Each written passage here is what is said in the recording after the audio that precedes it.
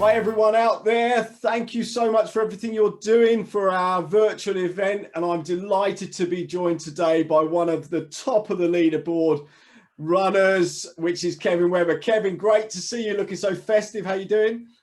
Fantastic, thanks. Yeah, all the better for running every day on your challenge. Well, I know you've been doing more than that as well. So Kevin's just been telling me he's 3 days off running every day for the whole of the year. And how's that been? Yeah, great. I mean, so I no longer feel about, am I going to go for a run? I just think about how far I'm going to run and where. So once you take away that sort of uncertainty, you know you're going out. You don't care about the weather or anything. You just go and do it. And it's great. Definitely feel better for it. Brilliant. Well, and I mean, I first met you probably, I don't know, 5 years ago, was it? 5, 6 years ago at the Druid Challenge? Yeah, the first time you'd have met me was as a marshal because I couldn't run. I had a knee problem, and that would have been October 2015. Yeah, so it was 5 years ago. Yeah, just before you did your first Marathon des Sables. Yes. Do you mind me sharing a bit of your story? Feel free, yeah. So, I mean, when I first met Kevin, he was diagnosed with prostate cancer and not given a great prognosis. And 5 years later is running thousands of miles a year and is a complete inspiration to all of us. So I was so pleased when I first met you, and I really appreciate you coming on today to talk about our virtual event. It's been great knowing you over that time. And how have you found running? Has it been good for you? Absolutely. You know, when I was first diagnosed, I was given, basically they said you might live 2 years. So this was 2014.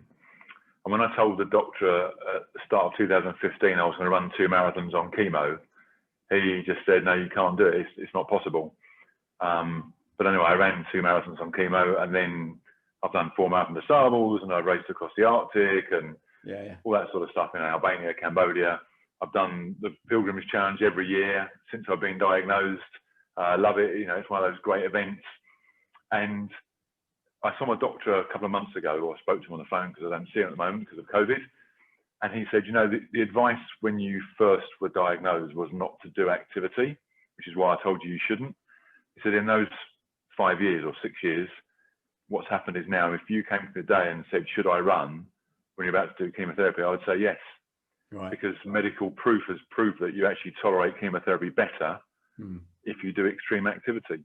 And that's the physical benefits, I guess. I guess the mental benefits must be significant as well. Well, mentally, it's awesome. You know, you meet so many nice people. It's funny. This is the virtual event I've been doing, and I love it. But then I look and see that old Maggie and Peter are doing it. You know, I've met Maggie and Peter on races in Spain, and been to see them at their home. And it's, you know, the running community is fantastic. And like Nathan, you know, I met him on a race when he was doing the route back in Albania. And he, you know, one of the amazing things about ultra running is that the best, and I don't like using the word the worst, but the best and the not so best will share stories. You're just as important. It's a genuine community, but it never happens in marathon running. Marathon running, you're in your own little clique of you. You know, and whereas in ultramarathon, it's great. And so I feel I'm running with Maggie and Peter, even though I'm not. You know, it's really interesting. And I'm ahead of them slightly. So every day I look at the leaderboard and I go, oh, I'm 40k ahead of Maggie. I'm not going to let her beat me now. I didn't start it like every ultramarathon. You know, I'm a plodder. I don't ever start to do anything other than finish.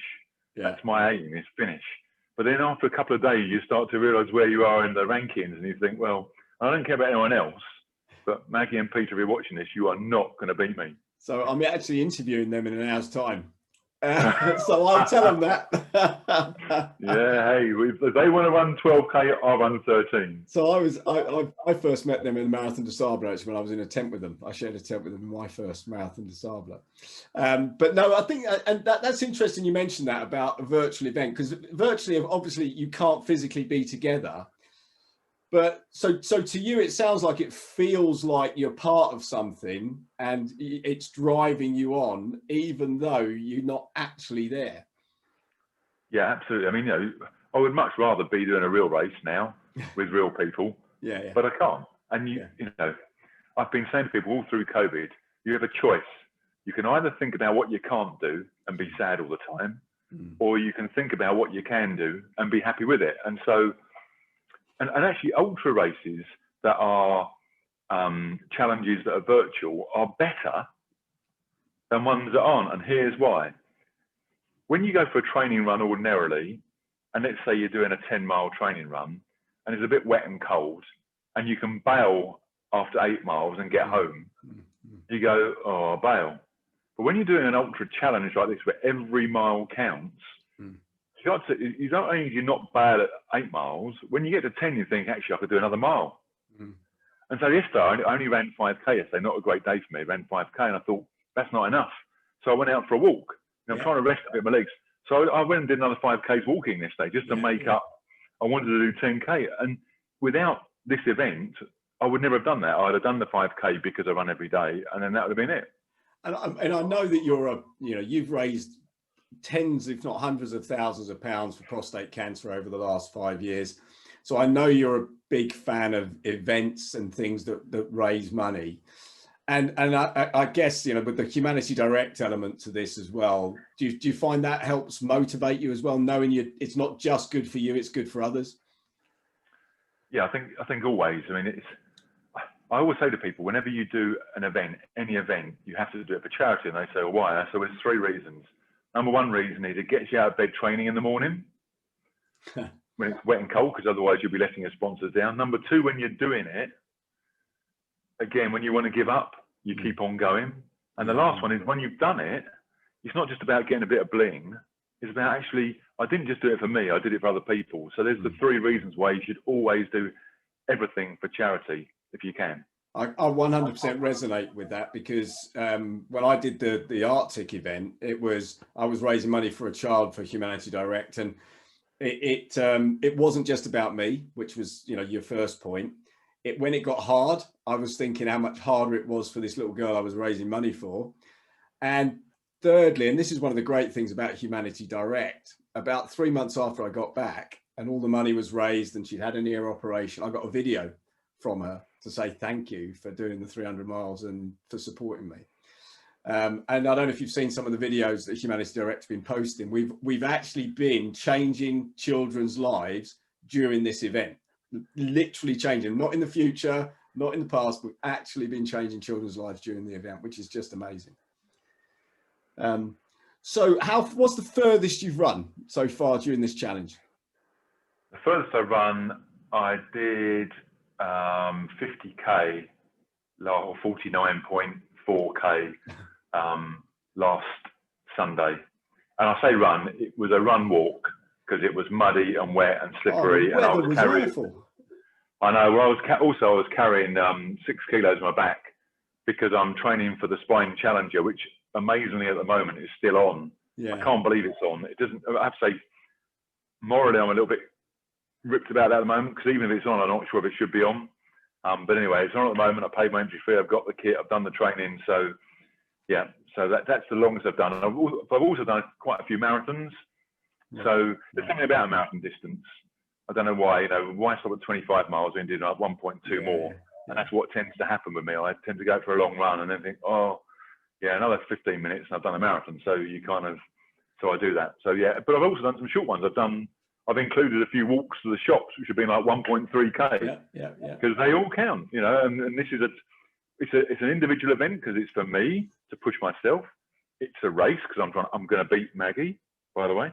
Did I say that? I'm going to beat Maggie. And Peter, sorry. I'm not going to beat Nathan though. Nathan, you're okay. You're safe. So it's that. And finally, it's a team event. Yeah. We want to get now to the tip of South Africa. So we're going to try and get to the South Pole if we can. Yeah, I saw the map ends though. The thing ends at South Africa. I know it does in a minute. It does in a minute, but it will. We will add the rest on because no other virtual event has ever done pole to pole. Oh wow! But I mean, I can easily say that because no one's tried either. So hey. You'll be the first, though. Well, we'll be the first. It'll be the first. Yeah, we'll see if we can set a Guinness Book of Records because we're the only people who've done it. But you're right. We couldn't do it without everybody's cumulative miles, and every mile counts. Every mile's a prisoner.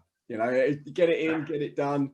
And so you've done 304. I'm just looking at the leaderboard here. You've done 304 kilometers as of today. Yeah. So where are you going to finish in what, 8 days time, 7 days time? I don't know. I've got in my head, it's got to be another 100K at least. Yeah, 400K medal. We'll get you a 400K medal. So it's got to be another 100K, and then maybe, just depends. Unfortunately, I've got to do some other stuff at home at the moment. I've got a few challenges here, but I reckon if I do it right, I like to bang out another 2 marathons. Right. So that's 84K. Yeah. And then maybe plus the 10Ks. So maybe 130, 140. Wow. Because it all matters. You know? And I have to say, towards the end, what will be interesting is when we get to, let's say, the 21st, because at the moment, I can't really visualize how my kilometers are making a difference. I know I'm part of it.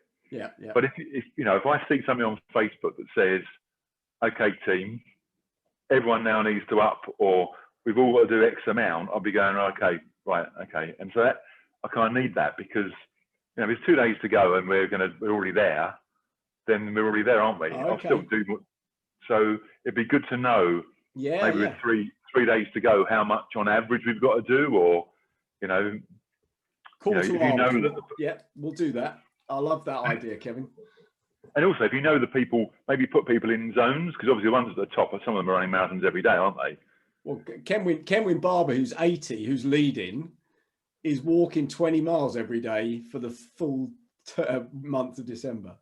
Okay, so you can almost take him out and work out. So you reduce those ones, you know what they're doing, like Nathan and stuff. You know they're going to bang in, and then it's like us mortals who say, if you're currently in the 200 to 300 zone or 200 to 400 zone, we need you to do an extra. Can you do 20K a day for us for the last 3 days? And if you're in the small zone, because every mile counts, and you're only doing 4 miles a day, can you make sure you bang out those 4 miles, or can you make it 5?